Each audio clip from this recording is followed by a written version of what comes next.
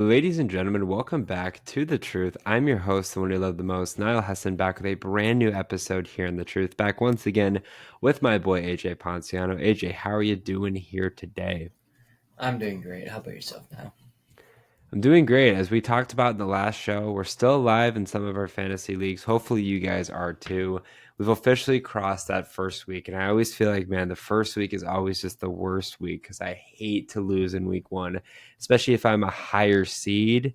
I would almost lose, or I would way more prefer to lose in the semifinals or the championship than lose in week one because I will watch football regardless. I know a lot of people won't when they're watching, their fantasy players, but it's so devastating, especially early on. When you lose that first round and you look in the next 2 weeks, your fantasy players just go off because you know that they're not playing for anything for your fantasy team. It's the worst feeling in the world. But we are alive in some of our leagues, which is great. And we get to continue the journey and hopefully the quest for the fantasy championship. If for some reason your league hasn't started playoffs, I'm guessing this is the last week of the first round. It has to be. Good luck to you guys. Hopefully, you can pull away with some hardware. But today we're going to kick off Week 16 and the first or second round of the playoffs, depending on your league, with some start, sit, sleepers, and busts for a Thursday night matchup. And I don't think a lot of people at this point in the season would have thought that this Thursday night matchup would be a potential huge AFC wild card, not really division, obviously, AFC wildcard race between the Chargers and the Broncos, as well as there being some actual reliable options on both sides. So we're here today to give you guys what we expect. Hopefully, some start sit sleepers and busts that can hopefully help your team win this week. So without further ado, go ahead and give me any starts that you may have. Yeah, so Corn Suns gonna be my first one. Since that Carolina game, he's been great. Against New Orleans, didn't have a single target or reception, but ever since then, against Carolina, he's had a minimum. His worst week was this past week, where he had 9 targets, 3 receptions, 32 yards, and a touchdown. Not a great week, but a solid week. Good wide receiver two numbers. But we see that he's been able to put up. He's had 300-yard games, one 97-yard game. He's consistently in about 6 to 8 reception range. Going to get you at least 70 yards, it seems like. The touchdown sprinkled in within that time. He has 4 touchdowns. I mean, he's been great. One of the best things that I've seen, not outside of just having a lot of targets, is his yards per reception these last few weeks. I want to say he's averaging right around 14 yards per reception, which is huge for him because it's on early on in his career, probably the last 2 years, he really has been used as that. He's been sitting right around that 13 yards per reception. Uh, Outside of his rookie year, he's having a really good year in that department. Bo Nix didn't have a great game last week. He did have 3 touchdowns, but he also had 3 interceptions in that game. Just defense kind of really helped him out there at the end. But Cortland Sutton, I expect him to have a good game, especially a divisional game like this. I get the Chargers off defense is really good, but I'm also expecting this to be a somewhat close game because of how much it really matters this game, especially for each team. That I think there's going to be a lot of yards here. I think there's going to be a good amount of points scored, but I think there's just going to be a lot of total yards with how good both defenses are. And second up, I'm going to go with Lad McConkey. I mean, Lad, you really called this. I wasn't really expecting Lad to do this. You did. I like how I called Brian Thomas. Those are both rookies that we were both really high on, and we both really hit. Lad's been great all year. He did miss just 2 weeks, so he did play this past week, 5 receptions, 58 yards, 1 touchdown. And also, I think a restriction. I think he had somewhat of a snap restriction early on, or they want to try to keep him under a certain amount of snaps coming back from that injury. But still very productive. He's been great. Right around the same amount of time since they played New Orleans, where he had 6 receptions, 111 yards, and 2 touchdowns. Ever since then, his targets have really been up. His worst game, 2 receptions, 52 yards. Outside of that, he's had 3 total touchdowns within that span. He's had 2 games over 100 yards. He's had multiple, or every game he's had, except for that one I mentioned against Tennessee, he's had at least 5 receptions within that time. He's easily turned that number one target. Quentin Johnston's more of that big guy end zone threat within like 5-10 yards. But Lad McConkey is that yards after the catch to get him out in the free space type of player. Kind of reminds me of like a Hunter Renfro the first couple of years of his career with Derek Carr. Just kind of get that super reliable slot guy, be able to kind of have him be a great route runner to get him free, scheme him up into open space.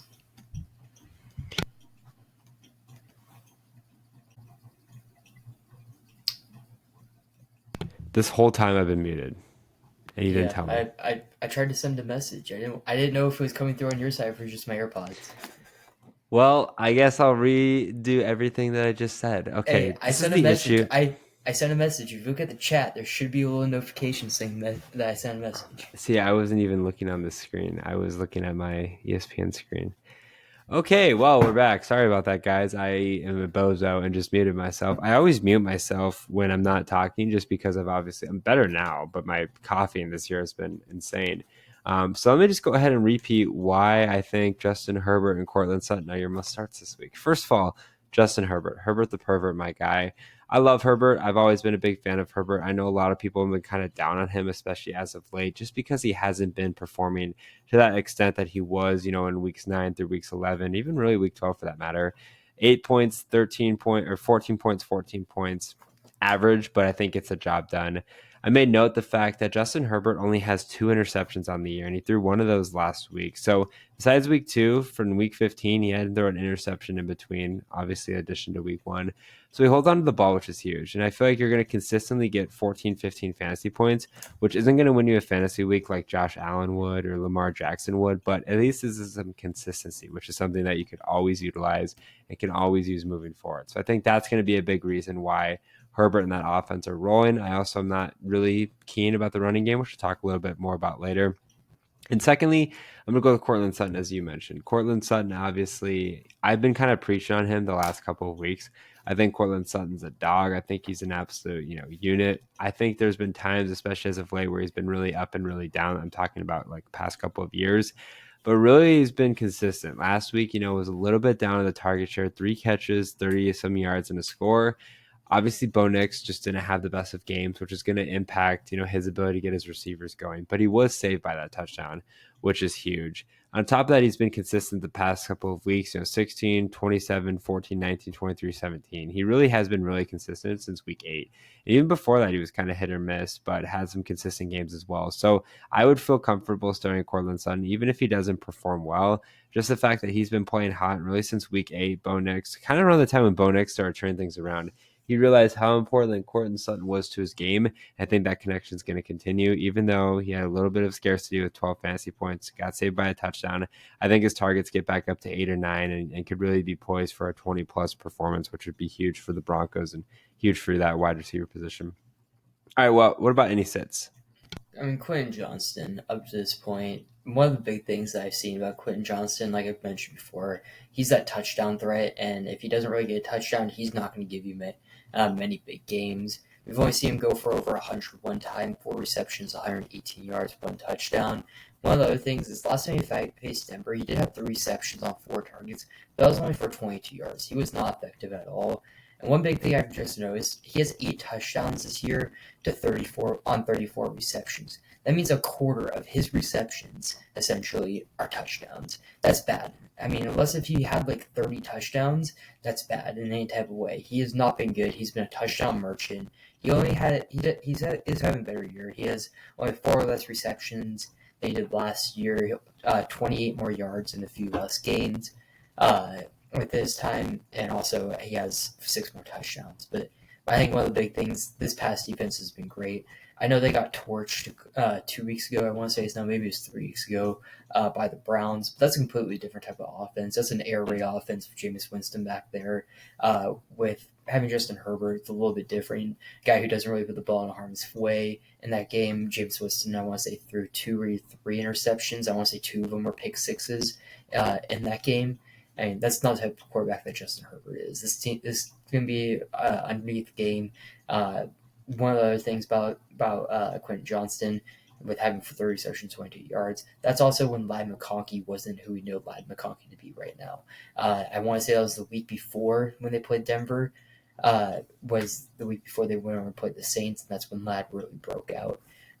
Ladd just, it's a different beast. He's been getting a lot more targets, and we've seen that with Johnston. It's cleared up some time for him to get more touchdowns within that time, but since that Denver game, or since the 100-yard game against Cleveland, the most yards he's ever had, or he's had, has been 4 with 48. The most receptions he's had is 5 the last 2 weeks. Now, 2 of them have gone for over 45 yards and a touchdown, but I still don't expect that. Denver's pass defense, they know how to play Quentin Johnston very well.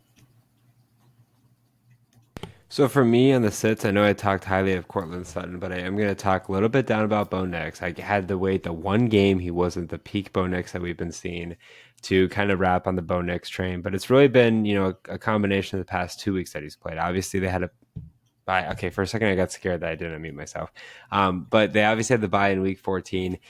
Week 13, 294 against Cleveland, 1 touchdown, 2 interceptions, 12 fantasy points. Last week, 130 yards, 3 touchdowns, 3 interceptions, 13.5 fantasy points. So you look at the last 2 games, about an average about 215 or so yards, 4 touchdowns to 5 interceptions, 12.5, 13 fantasy points. Again, the biggest thing is the interception totals. I do think that's obviously going to plague him. Every interception for most leagues is -2, so those 3 interceptions are -6. That would play huge, even if his receivers are getting the yards and getting that value there. On top of that, it was the first time he really utilized his legs, it seems like, since week 7 against New Orleans. 8 carries for 23 yards. I'm just a bit concerned, especially going on the road against the Chargers. On top of that, the Chargers typically, I don't know if they will so much this game, but typically ground and pound, really take a lot of time possession, really take control of the game, and really just try to pump the ball and hold on to the ball as much as possible. And I think that's going to be something that is worth noting moving forward. It can really open the door to a lot of unknowns for this team as a whole. So looking at it from that perspective, I think Bo Nix is a guy that you should kind of watch out for, even if I think his receivers are guys that I think you could definitely utilize. Even though Bo Nix is a 9th position ranked quarterback, Justin Herbert is a little bit more rostered than him. I think that's just from the consistency and realizing that, Bo Nix had 2 really rough games to start the year, eventually found a way to bounce back. But those 2 rough games in quotation marks, what the effect will be, I don't know. Going on the road the next 2 weeks is going to be hard for him to, I think, bounce back nicely. And then secondly, I'm going to go collected with the Chargers running backs. I believe they ran for a total of like 12 times last week. It was Gus Edwards and Kamani Vidal. Obviously, J.K. Dobbins is on IR. They're hoping to get him back, I think, week 17, week 18, or even when the playoffs start. I was really hoping that Gus Edwards would kind of take that next step and kind of emerge as that running back one, kind of like what he did towards the end of the fantasy season last year.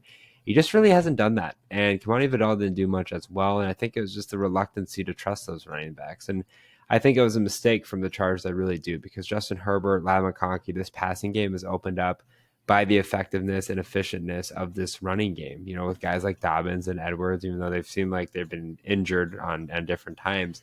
It is important for the Chargers to get that running game going. And their lackluster ability to do that last week concerns me, especially going up against the #1 defense in fantasy right now. I would hope that they, run the ball more and put a more emphasis on it, but how much can you trust that, right? And how much is that going to affect the rest of the play? I think there's going to be a lot on Herbert's shoulders. I think he'll actually be able to maximize that opportunity, but I still think he would even have more success if the running game was a bit more established and he can move forward in a more positive direction, as opposed to kind of feeling like he's waiting back and seeing what will happen with his offense moving forward there. All right, what about any sleepers? Bo Nix, I think that, yes, he's had 2 bad games, but look what happened last time he had 2 bad games. He bounced back for essentially the rest of the season. Or not the rest of the season, the next, 8, 9 games. He bounced back after having those 2 starts at the beginning of the year. No touchdowns, 4 interceptions. At least this time when he's thrown 5 interceptions, he has 4 touchdowns to go along with it. But the last time we saw them play each other, Bo Nix, 6 rush attempts, 61 yards, which I believe is the second most rushing yards he's had in a game. I think first was in that New Orleans game's 10 rush attempts, 75 yards, 2 touchdowns, 1 interceptions, 216 yards. I mean, I wouldn't say that was his breakout game the week before that, but when he played the Raiders, he had 2 touchdowns, no interceptions, but that's also the Raiders. It's a little bit different. They did lose that game. I will kind of spoil it. I do think the Broncos do win this game and split the series, because it is really hard for a team, especially in the division, to beat a divisional opponent twice, unless it's someone like the Panthers, Raiders, Giants, one of those bottom tier teams in the league. Bo Nix, like I said, at least he's still throwing touchdowns. He did have those interceptions. He is using his legs a little bit more. I think one of the big things is in that span where he wasn't really rushing the ball, is because he didn't really need to. I mean, he was playing Cleveland. Myles Garrett really the only guy on that line. Raiders, Max Crosby's only one guy. Atlanta, there's no one really on that line. You got Chris Jones in Kansas City. With Baltimore, you got some guys, but no one super dominant. Carolina, no one's super dominant, and the New Orleans, no one's super dominant. Uh, and whenever they've gone against teams where there's been two guys like Khalil Mack and Joey Bosa, he's had to rush more. The last 5, 6 weeks, he hasn't had to do that because there's only really been one guy he's had to worry about on each team. Now, Grant, Max Crosby, Myles Garrett, those are different beasts. Those are top defensive ends in the entire league. But when there's only one guy that's really really being a good pass rusher, uh, Bo Nix hasn't really had to be able to get out of the pocket and rush a whole bunch. We've seen it last time we played Charger. Like I said, 61 rushing yards, only 216 passing yards, but 2 touchdowns to an interception to go with that. I expect Bo Nix to bounce back, especially short week. That's one of those things when the quarterback is having kind of like a bad streak, you kind of want the next game to come quickly, especially with a rookie quarterback. You want him to be able to just get right back on the field, not think, and just start playing football again. After 2 bad weeks, you don't want him to start just sitting there and start thinking about it and overthinking it, especially a divisional opponent, big game. Bo Nix, he's older, he's more composed than some of these other rookie quarterbacks because he's been in those big moments. Oregon last year being in the playoffs, facing those big teams. He's been there. He's done that. He's played big games. He's a team that he's already faced. They know it works. They know it doesn't work. So being able to have just some type of familiarity within the division. So for me, I'm going to go with two Chargers receivers, and one of the main reasons why is because I think the Chargers passing game is going to take that next step forward in this matchup. It's two guys that not many people, I wouldn't say not many people, at least one of the guys people have at least considered. One of them they haven't. I didn't hear about this guy until I was prepping for the show. But first is going to be Quentin Johnson, as you mentioned, I believe, as a sit. Quentin Johnson this year, hard to believe that Quentin Johnson after last season was going to be this popular because he was terrible last year. And a lot of people, especially dynasty managers, were like, oh, found the bust of this draft, right? Like this guy was a first rounder, expected to be a guy that was consistently game in and game out, a factor for Herbert in that offense, and he just wasn't. This year, however, it's been a little bit different. He's rostered in 56% of leagues, averaging 10.7 points a game. Last 2 weeks, basically identical. 5 catches, 48 and 45 yards for one score, which is about 15.5 fantasy points. Obviously, more of that flex sleeper role, but again, this is a guy for deeper leagues. You might want to throw in your lineup just for fun.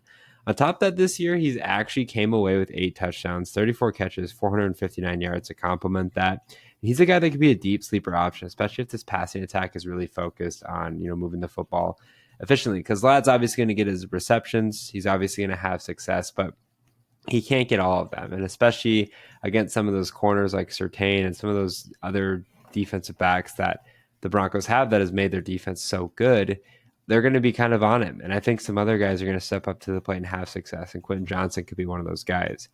Secondly, it's going to be Stone Smart with 2 T's at the end of his last name. Never heard of this guy, but I guess he's a tight end for the Chargers. I don't know what happened to the other tight ends, but that's how much Chargers football I've watched this year. Anyways, this is a guy that nobody's talking about, right? Roster in 2.4% of leagues. Really has done nothing all year until the last 2 weeks. Week 14, 3 catches, 54 yards. Last week, 5 catches, 50 yards. So 8 fantasy points. Is it a guy that's going to win you a fantasy week? No, not at all. But I would say tight ends Thursday night, it's always a good combination. If their passing is really, efficient and really flowing and Herbert's able to get, 250, 300 yards, this could be a guy that nobody is expecting to have success and chime in nicely. So tight end premium leagues, deeper leagues, Stone Smart with 2 T's on Smart could be your guy. I do believe so. But again, it's a really deep sleeper, kind of a Hail Mary one, kind of a fun one as well, and see what he could do for this Chargers offense. All right, what about any busts? Yeah, Gus Edwards. I mean, ever since he took over that running back one role of J.K. Dobbins being out, we've seen what he's going to put up consistently under right around 10 rush attempts or less, and he's going to give you 20 to 30 rushing yards. He has a touchdown 2 weeks ago. But outside of that, just no production. He's had 2 total touchdowns this entire season. You have to go back to that Raiders game a couple months ago for the last time he scored a touchdown outside the Kansas City one. I think Kamani Vidal is probably going to be the lead back in this game. He's more explosive back, more usable in the receiving game. One of the things about Gus Edwards is that he has 0 explosive runs this year. His longest run is 12 yards against the Atlanta. 12, 11, 10, and 10. is his longest rush attempts this entire season. I mean, he doesn't have anything above 15 yards. His run defense for the Broncos is pretty good. They've given up the fifth fewest rushing yards at just a little bit over or a little bit under 1,400. Only 12 rush attempts, which is right there with the Vikings for one of the lowest rushing touchdowns in the league at the moment.